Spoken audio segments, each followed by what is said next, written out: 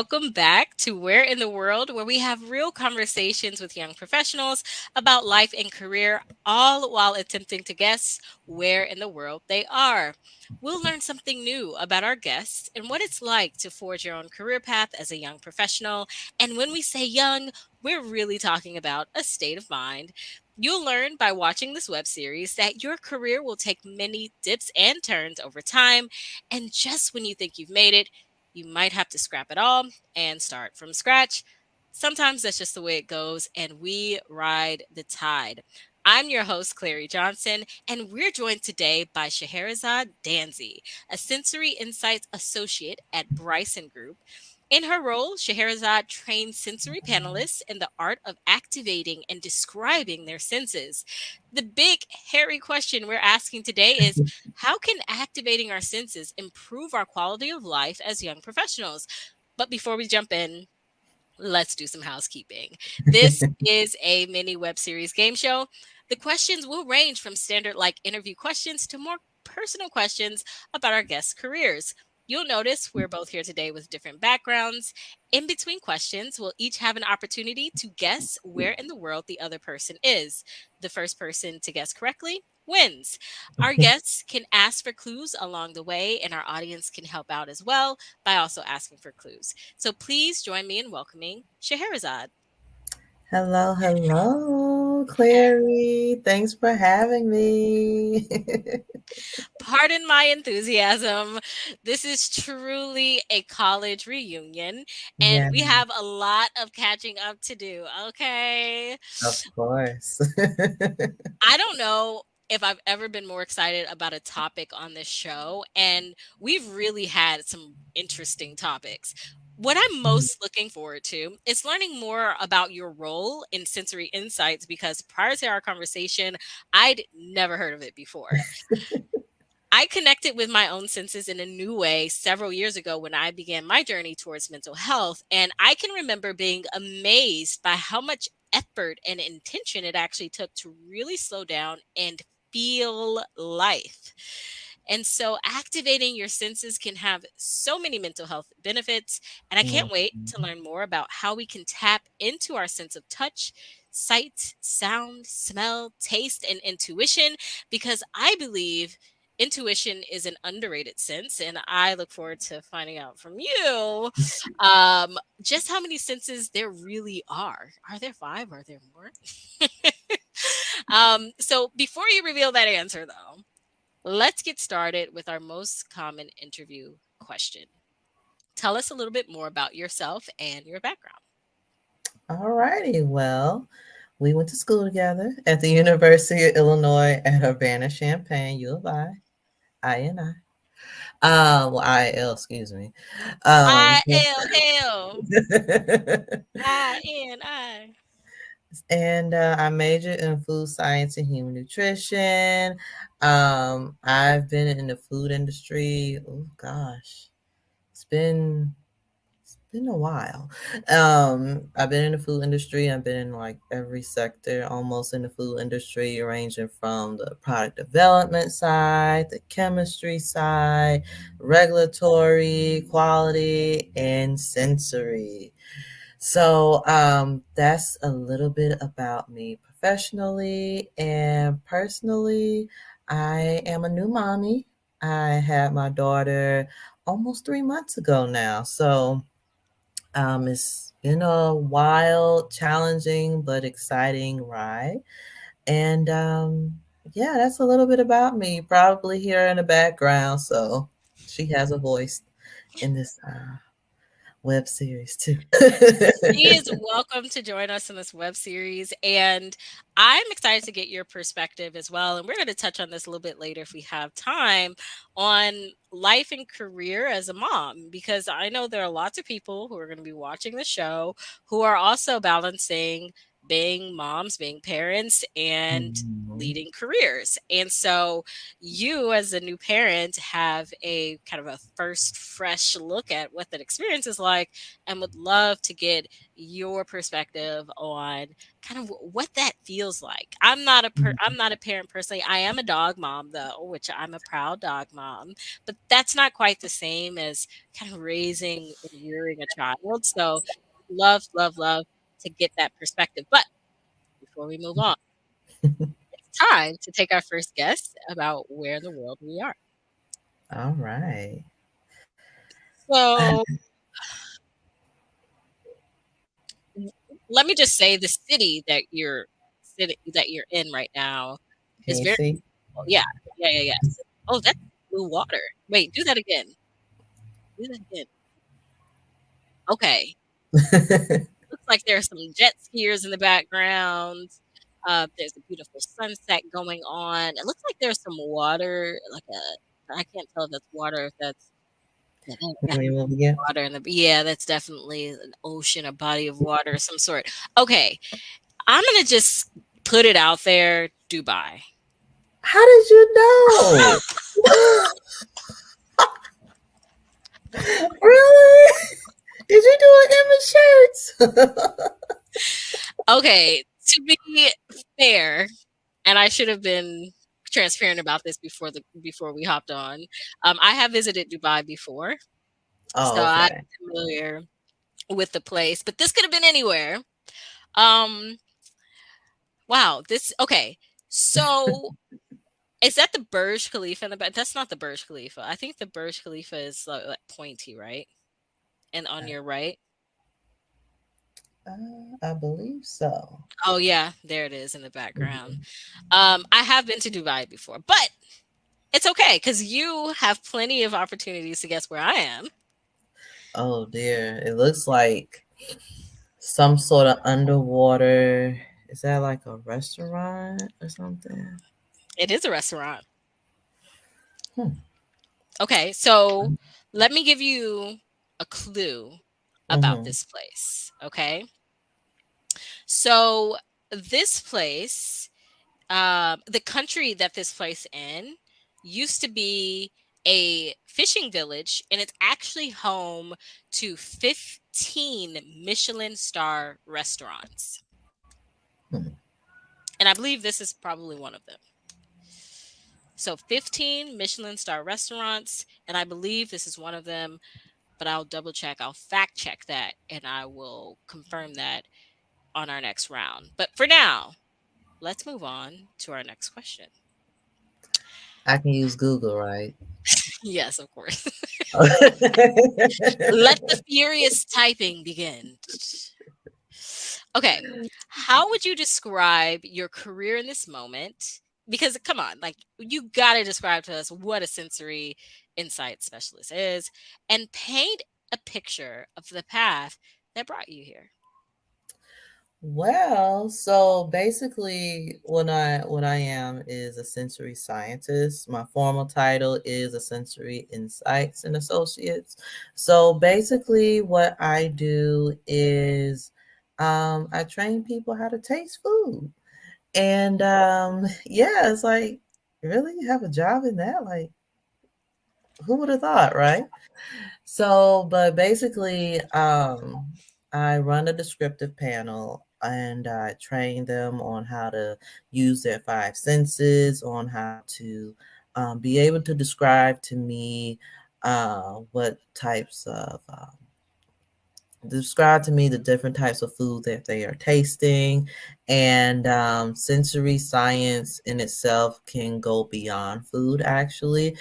Sensory science is also used in like your everyday um, house cleaners or like your um, clothes and things like that. So it's you using your five senses to just to see how the product performs overall, and we use those results to report back to different food companies to see, okay, for example, um, let's say a food company is changing a recipe, and they want to see, is the new recipe comparable to the original recipe. So that's where I would come in at, and teach my well train my panelists and ask them, okay, how do you feel about different types of flavors or aromatics, textures, visuals of a food product, and if you can on in descriptive, we score them using like a scale, different types of scales. On the scale, where does it fall on it? Is it like extreme or all the way to not detectable, and things like that? So uh yeah, that's basically it. Okay, so why I get so excited about this is because one of the purposes of this show Hmm. is to really show young professionals the multitude of career paths that are available to them.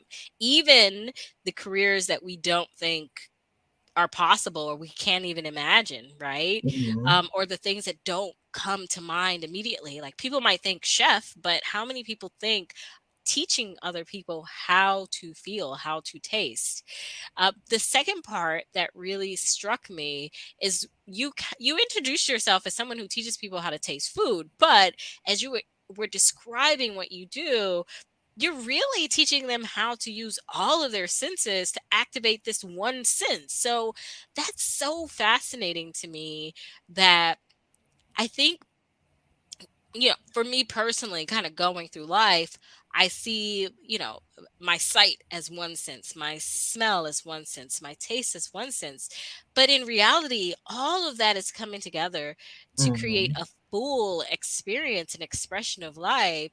And because I'm someone who's able bodied, so I have access to all of my senses, whereas someone who may only have access to a few senses, right? Like Hmm. that experience of life is going to be a little bit different. And so I find it really fascinating to think about, really sitting with my senses and really appreciating how well they work together. So when I'm tasting, it's not just a taste, it's also seeing the food, salivating, right? Getting hungry, right? Hmm. Like all of that, smelling it, right? All of that, the texture is a part of the full experience of enjoyment. And so, how do we actually bring this to our full expression of life? That's kind of the question we're going to dive into today. Let's see. Well, you honestly, you use your five senses every single day. Even you don't think about it, and I feel like after I've become a sensory scientist, like I actually think about what I'm tasting and how it looks, and is it even good, so since then I am more critical about the foods that I taste. And like, is it really good to me? And I feel as though, just in general, like using your five senses in everyday life, like what uh what anything, is it good to me? Like, if I'm looking outside and I see a car drive by, and like, okay, is that car look good to me, like visually? And then, you know clothing wise, does it feel good to me, does it look good, and things like that. So yeah, it's just, now I guess I just think about it a little bit more. How do I really apply my five senses? It's like, like the everyday person is like, oh, I like this or whatever, I'm gonna buy it. Or, oh, I like this, I'm going to use this resource, or things like that. So it's like, okay, if you take a step back, visually this looks good, Mm, touching it, it feels good. If I'm eating something or whatever, it tastes good and it smells good. And, so you're using your five senses, and, it sounds good too, right? So it's like, breaking that down into those five pieces, it's like, okay, Now I can really think about what I'm doing versus like, oh, I just like this, whatever. Let me get Mhm. it, and use it. So, And what you're saying is spot on. So one of my best friends, who's actually been on the show before, her name is Sandy. hmm She gave me some advice several years ago about making purchases. So usually I go and I want to make a purchase, but I can't decide what to buy. And she says, buy the thing that feels good, right? hmm Like if it's a blanket, feel it. And if it feels good to you, that's the blanket to get, right? Like be intentional about buying things that feel good to you on your skin, right? To touch. hmm And I've adopted that in my life and it's brought so much comfort, so much joy, and it's really actually helped me to make purchase decisions too.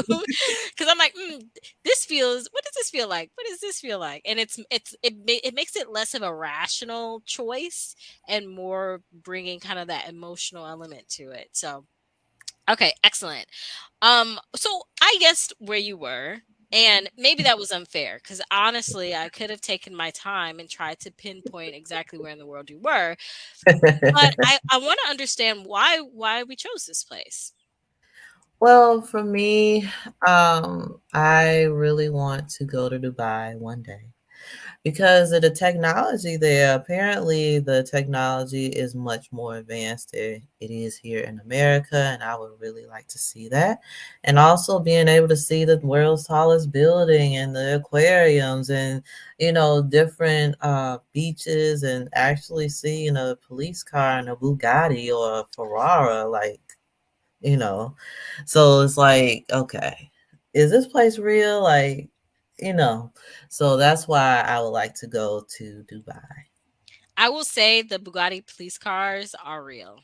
Oh, really? They exist. Dubai also, I think a lot of people don't talk enough about this, but in addition to advanced technology in the world's tallest building, RIP Willis Tower, aka Sears Tower, um, they also have, and I'm sure this is a statistic, they have a lot of malls, if not the most malls per capita. 'Cause I remember going there and literally every turn you take, there is a mall. And I'm not talking about just a strip mall, like big, huge malls. So Yeah. very cool place. One of my favorite places in Dubai to visit were the souks, where you could actually Mhm. go and you could bargain for different items. So I bought several scarves there. It was a really fun place. All right, so your turn. You've All guessed right. correctly. I am in a restaurant. All righty. Let me use my little Google search engine. So it's an underwater uh, restaurant. Hmm. Let's see. And you said it was a Michelin star. Hmm.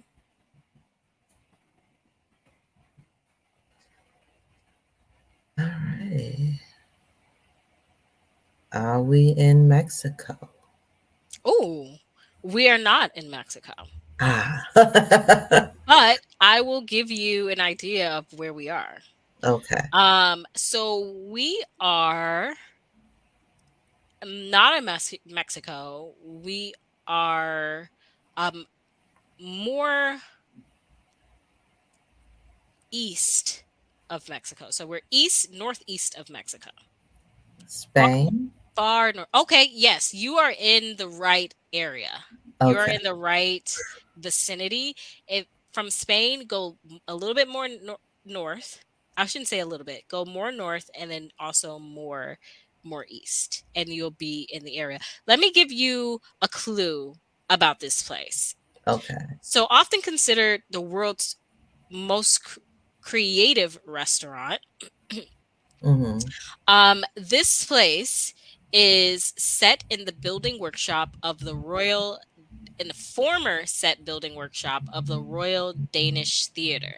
So this restaurant is set in a former theater. Okay. Okay. So before you guess again, we're going to go to our next question. Okay. All right. Okay. So imagine for a moment that we, the audience, that we're a group of sensory panelists. Walk us briefly through your typical training process. Alrighty, so if you are a new sensory panelist, I will first give you a background about sensory and why we do sensory and why we need you to do sensory. Because, any company needs a consumer, right? Because we buy the goods, right? So, after teaching them the background and as teaching why sensory is important, and we start going through our senses. Okay, well, visually, what does this look like to you? Like colors and what colors can you see? Is it like a pale yellow or a bright yellow, or is it even a gold color? Things like that. And then we go into touch and like, okay, well, how does this feel? Is it rough? Is it smooth? Is it bumpy? Things like that. And then we go into, when our senses with our ears, hearing. How does it sound? Like maybe you're chewing, maybe let's say a Rice Krispie. Does it has like that crisp sound? Is it crunchy or is it pretty silent? You don't hear anything, things like that. And then we go to our taste and smell. So those two work together.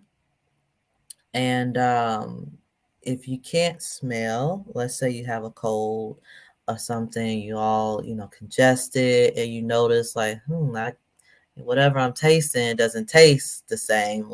I might be able to taste like the sweetness and the saltiness, but I don't taste like maybe like the pineapple flavor or like, maybe that coffee flavor, things like that. It's because your nose and mouth work together when you're tasting. So your nose is inhaling all those aromatics, those aromas, and which enhances the taste of your food. So when you're tasting, you know, it makes it more of a pleasurable experience, right?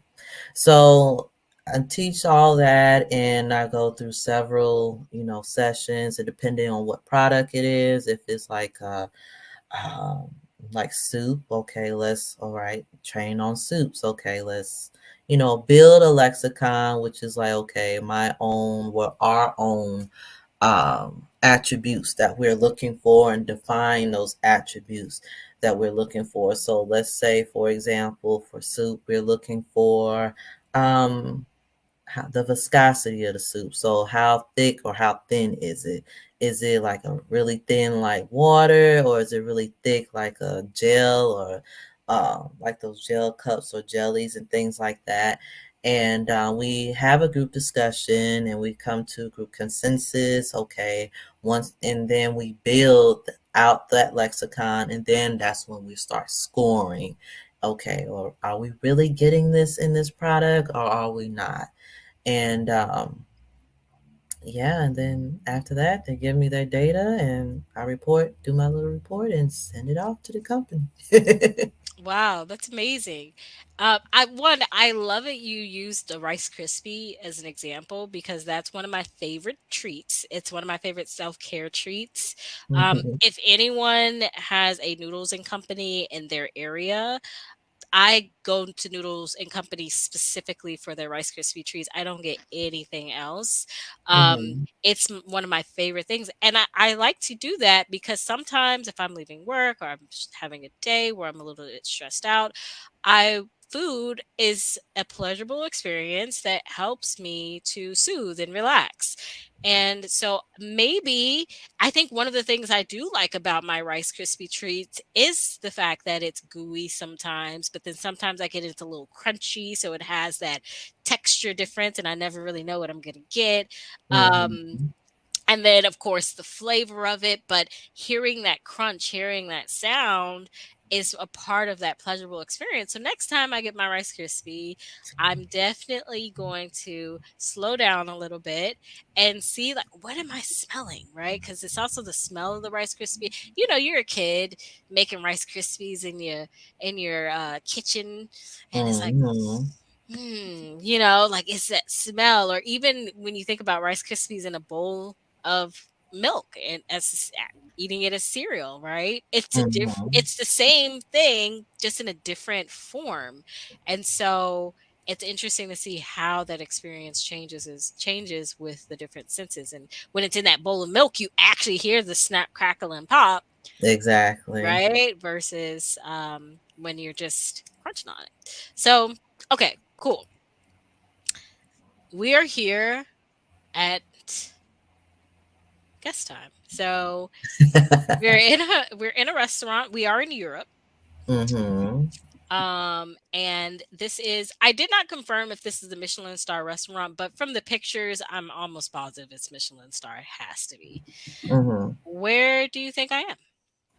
Let's see. Let's see. Let's see. I heard you say Danish. I'm going out on a whim and say Denmark. We are in Denmark. Oh, okay. I Um, did say Danish. We are in Denmark. Yes, we are. okay. Let's see. Is All right. it? You already guessed. Oh. I have to pace you. I have to pace you because we got a few more questions to go. Okay. All All right. right. Cool. All right. So let's move on to our next question. How many senses are there really? It's 5. Five? That's it. I mean, you can do like your sixth sense, maybe like your intuition or something. Like some people, like, oh, I have this sixth sense. I really feel like this is gonna happen. Like, Yeah. okay, that's. I mean, I guess depending on who you're talking to, maybe there's six senses, but it's really just 5 senses. That's it. Okay. Okay. What about that feeling? Like, when someone is staring at you and you don't cognitively no, but then you just Mhm. look and they're staring at and you're like, "Oh, I felt you staring at me." Or, you walk into a room, and this is really great in the workplace too, right? It's, Mhm. read the room. Yeah. You walk into a room and you feel tension. It's like, "Ooh, there's tension in this room." Obviously, maybe you're looking at facial expressions, but there's definitely an energy there. What would you Mhm. call that? Maybe the vibes. Like, you can have like, bad energy or, bad vibes or good vibes. I guess it's like maybe that's the sixth sense in a sense. Like, okay, if someone's looking at me, I can feel it. And, you're not looking at looking at them, looking at you at first, right? It's like you kind of, maybe there is a sixth sense, maybe. Hey, I mean, and that's a vibe, okay? yeah. That is a vibe, okay? Can we talk about frequencies and how real they are, okay? Exactly. Yeah, no, I believe that. I believe that. Okay, cool. So, um, l give us from your perspective. I'm gonna kind of skip the guess real quick because that was kind of a fun question. But this is a real question.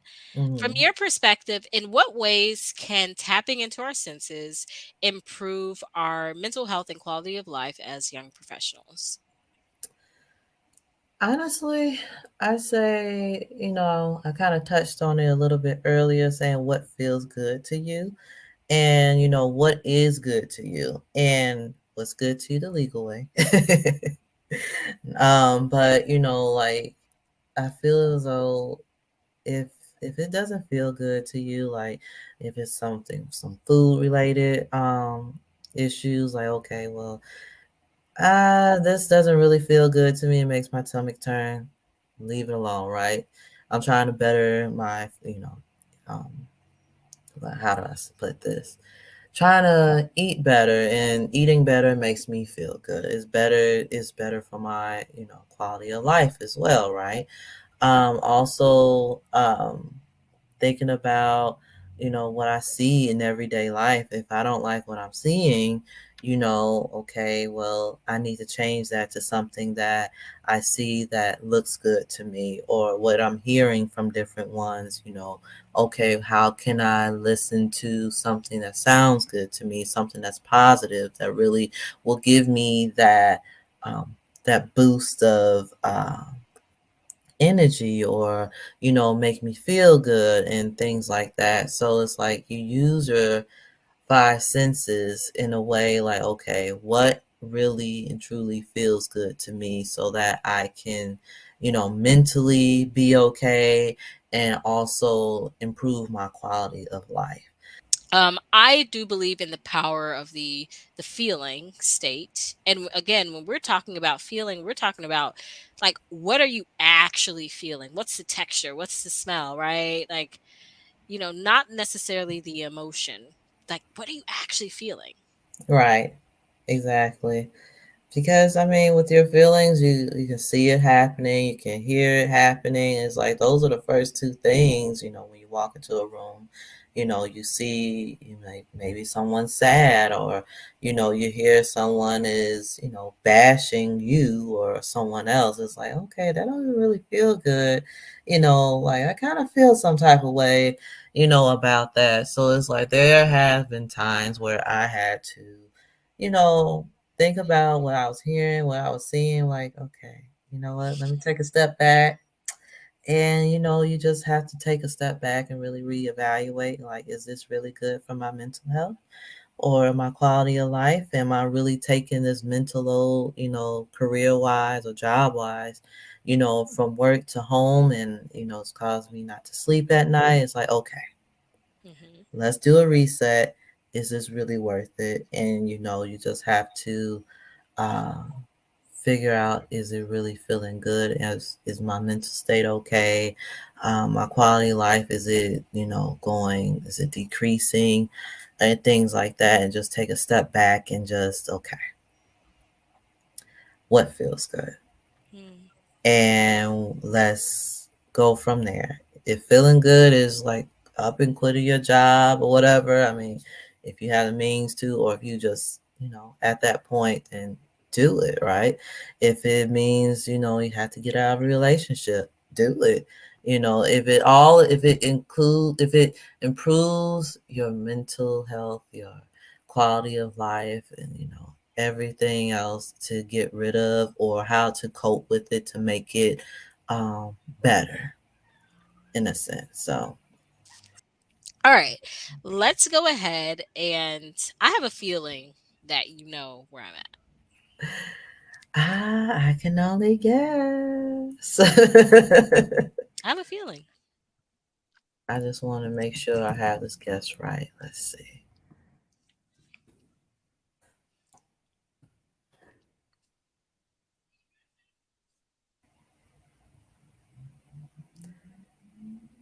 No.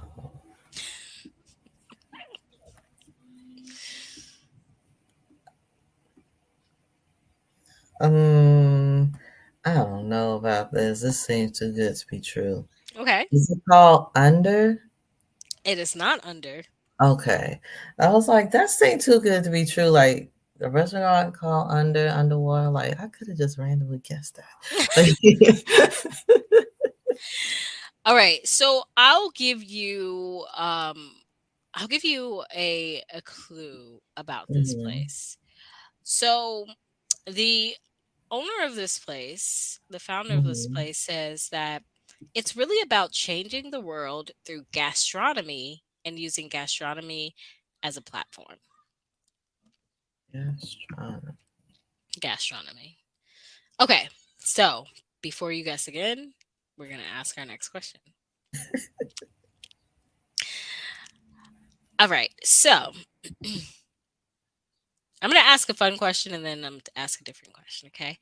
If you were dropped on a different planet and told you could proceed to explore that planet with only one sense, which one would you choose and why? I would say sight. Okay. I would say sight because I would like to, look and really take in what I'm looking at. If, seeing different types of rocks, or if there's a waterfall and things like that. I really just want to take in, what am I seeing on this different planet? Is it some sort of alien I'm looking at? Like, do I need to, Run. run from it? Or is it my friend? Like, what's going on? This, I would say sight. Sight. Okay, that's interesting. I think that's a wise choice. I mean, I don't know. I think it would be hard to depart with my sense of taste. Just because it's such a pleasurable experience. I mean, there everything doesn't taste good. Let's be honest, but there are some things that taste really good, right? So if this planet, has safe berries that won't kill me, like if they have really delicious berries and herbs, I would want to be able um, to experience and especially if they're different tastes, right? That unlock different types of taste buds. Hmm. Yeah. I think taste would be really great. Okay. So my serious question. So this is actually a statistic that I'm going to read to you, okay? So Okay. data from a YouGov omnibus poll conducted in 2018 Hmm. reveals that of the five senses, 70% of people said they would miss their sense of sight. 7% would miss their ability to hear, 5% their ability to taste, 3% their ability to touch, and 2% their sense of smell. Younger Americans, aged 25 to 34, were less likely than Americans over the age of 55 to say they'd miss their sense of sight. What's your reaction to these numbers? Well, I mean, I can understand sight because I mean, like I mentioned, like I want to be able to see things and like, okay, take it all in because you really, your sight, you, it it really opens. It's like your window. How should I put this? Not the window to the soul exactly, but you really can really see and bask in what's going on. And I feel like for me, I have to be able to look at something. That's just me. And I can side with the 70% of people like, no, I need my sight. I can lose my sense of taste or whatever. Like I can just eat to live, right? You True, know. true. But sight, I really want to be able to see things, see different landmarks or family or what I'm even doing. So I can understand that. And as far as the what was the statistic, the 55 and Hmm. older, they said that they wouldn't care about losing their sight Mhm. as much. So the statistic was younger Americans aged Mhm. 25 to 34 were less likely than Americans over the age of 55 to say they'd miss their sense of sight. So it's actually the opposite. So older Americans, or Americans over the age of 55, were more likely to say that they would miss their sense of sight than younger Americans. Oh, well, that's interesting. I guess I would have expected it to be in the reverse Hmm. because maybe like if it was in reverse, the older Americans like, okay, I've seen it all and, you know, True. whatever. If I lose my sight, I don't regret it. But to have young people like Hmm. no sight, like, that's interesting. So I kind of read this as you're getting older, one of the first senses to kind of deteriorate is sight. And so I think there's more of a sensitivity there to Hmm. it, right? Of man being like, man, I've kind of taken my sight for granted and wow, things are getting blurry. like, like, even when I started wearing glasses a few years ago, I was like, oh, it kind of hurt me a little. But now I'm obsessed with glasses. I love glasses. But that's kind of how I read it. And Hmm. I wanted, okay, I'm going to change, I'm giving myself permission to change my mind about what sense I want. It's not sight, but I think sound because I love music Hmm. and also just hearing different sounds of life like ocean wave or a bird chirping or crunch or like I think my sense of sound would really guide me as well in the direction that I would need to go. So I'm going to say sense of sound. Okay. I'm going to take Well, it back. that's true. Need some soothing sounds. Right? Cuz do you use sleep sounds at all? I used to. I actually used to. Especially when I was living in an apartment. You Yeah. know, the four walls, you sharing sometimes on one side, three sides. I mean, not really four sides, but you know. And it's like, okay, well, my neighbors are a little bit noisy and I need to sleep. And I used to use like white noise to Mhm. really help block out, and it's like I don't know why it's soothing to me. Or like if you turn on your fan, like that fan noise and whatnot. I don't know why it's soothing to me, but For me that's it's rain. Oh my goodness. Give me some rain and I'm out like a light, okay? exactly.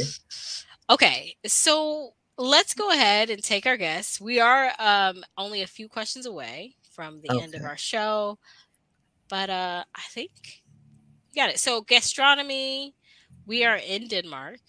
Mm-hmm. We are in a restaurant, Michelin star. Mm-hmm. There are 15 Michelin star restaurants in Denmark.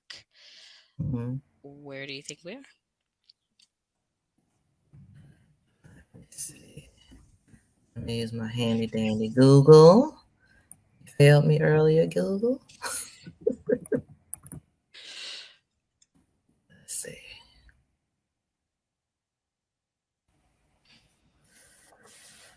Huh.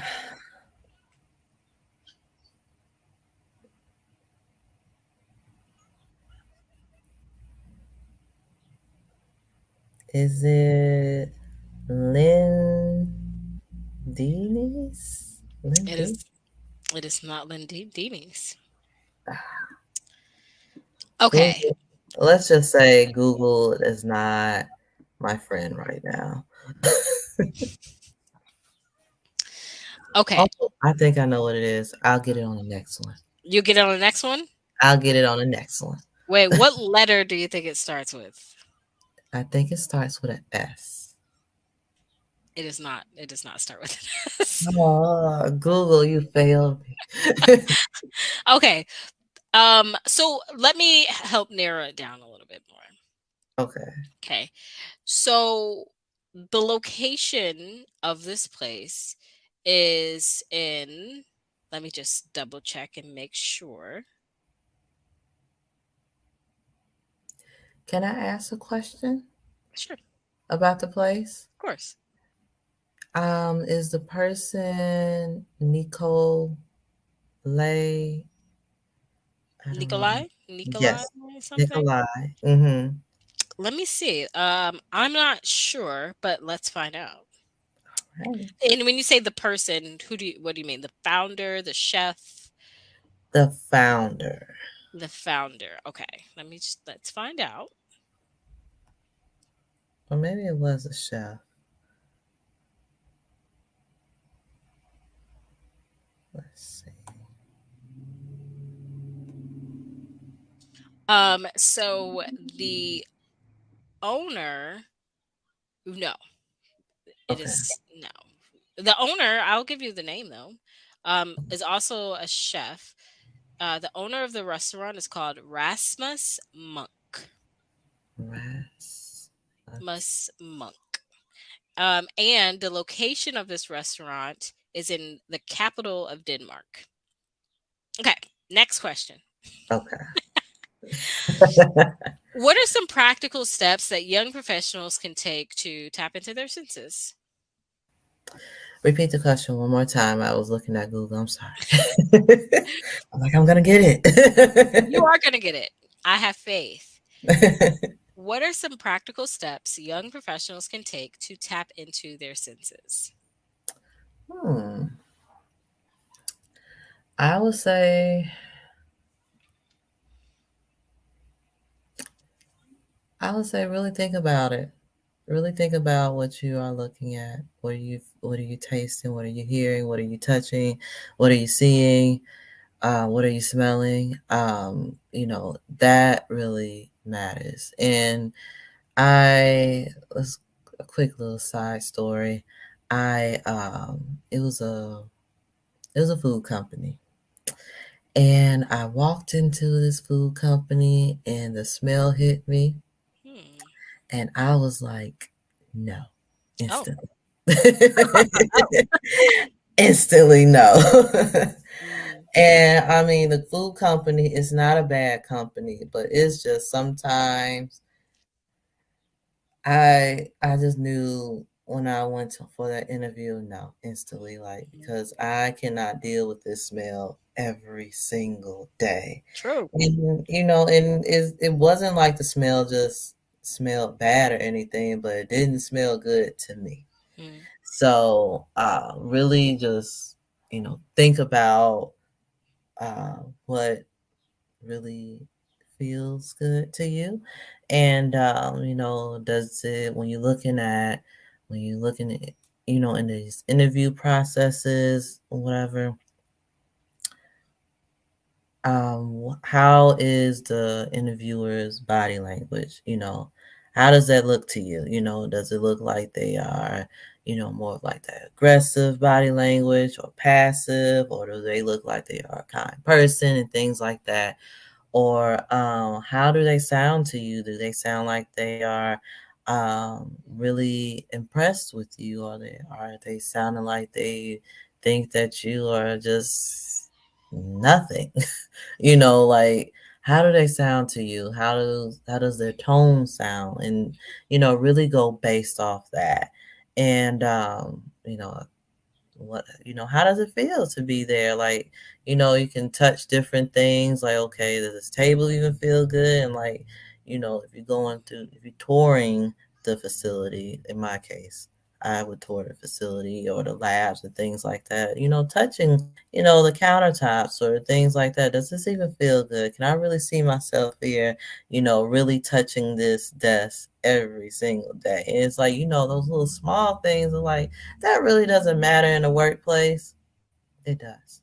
hmm It really does. You know.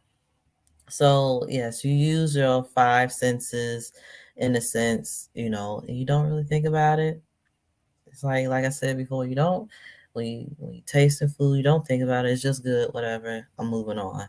Even with your professional development and you're trying to further your career, does this career feel good to me? Do I need to change careers or jobs? Does this job feel good to me? Can I see myself here, or do I get good vibes? So yeah. Man, wise words. And I'll say I've made decisions based on what felt good. I remember going to U of I, actually. I toured several different college campuses and I chose U of I because it felt good. I went there, I was like, oh man, this feels great. I can see myself here, right? Like Hmm. going to the quad and seeing students tight roping across the trees. I was like, oh, that's cool. That's different. The smells, right? Going to the dining halls, having a meal, talking Hmm. to the students, like really all of those things, as you mentioned, do matter because you're going to be living that every single day.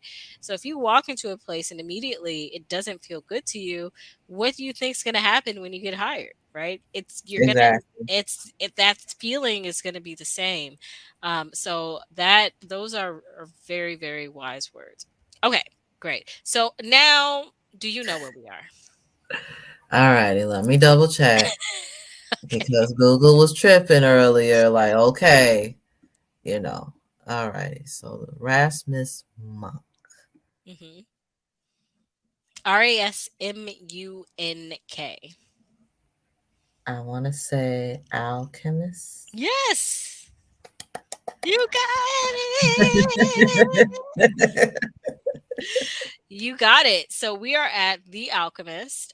This is a cool place that I found. And actually, this background where we're at with these turtles is only one of many types of backgrounds. So I'm guessing I've never been to this place. Would go to Denmark. We're definitely gonna have to stop by here. Yes. But this background is kind of like a screen of some sort, or maybe like a 4K projection, but they Hmm. have different images that they project here. So let me just actually show you maybe some of the other images so you can get to see what I'm actually talking about. So this is the same place, but as you can Hmm. see now, it looks like it's springtime. There are some beautiful purple trees. And then I'll also show you another version of this place where now we're definitely in Alaska somewhere. There's some northern light things going on here, lots of beautiful Hmm. trees, and you can see how the tables are lit behind us. So very cool spot. They do gastronomy. And it's located in Copenhagen, Denmark. So Hmm. yeah, definitely a place that I want to visit once we travel to Europe. Okay. Definitely. So we're here near the end of our show. Um, Before you go, I do want to ask maybe two more questions. The one Mhm. question was kind of a preface of we talked about you being a new mom. So tell us, what are some of the things you're looking forward to as a new mom who's also balancing career? I look forward to flexibility, honestly. I didn't realize flexibility is very key now. And talking to my husband, like, okay, what are our schedules? How flexible can we be? And especially raising a new baby and taking care of a baby, which is a lot of work. And it's like, okay, how flexible can I be? How much time can I dedicate to my child? And also my career. Like, I recently got a certificate in sensory science. So I'm certified in it. And it's like, okay, right before I gave birth, I got my certificate. How do I keep using that in my career field? So it's like, okay, how do I balance that? So, what's important to me now is flexibility. I want to be able to um, not miss any milestones of my daughter. I want to be there and also do what I love doing, still in the food industry and also, teaching people how to taste and really trying to get a understanding on how people really feel about different products and things like that because it's really quite interesting, um, you know, with the sensory side, like from the consumer side. Okay, the consumer is untrained and they really speak their mind like, okay, I'm tasting this Reese's cup, and this peanut butter does not taste like the regular peanut butter from a Jif peanut butter jar or something like that. You know what I mean? So, or like, really training people, okay, what is it, analytically on a scale? What is it? What attributes are you identifying, and can we come to a consensus on it? And things like that. So it's like, okay, how do I balance work and motherhood? And yeah, it's just having that flexibility, knowing my limits on both. And it's like crazy, like motherhood has limits. Yes, it does. It does. But yeah.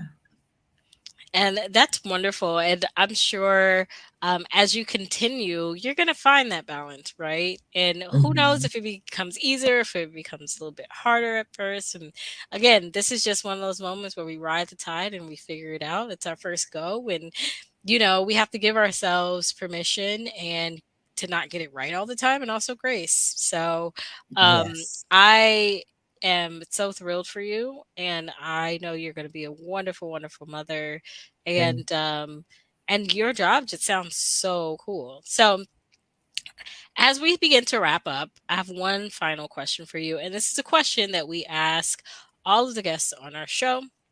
That question is, How would you describe success?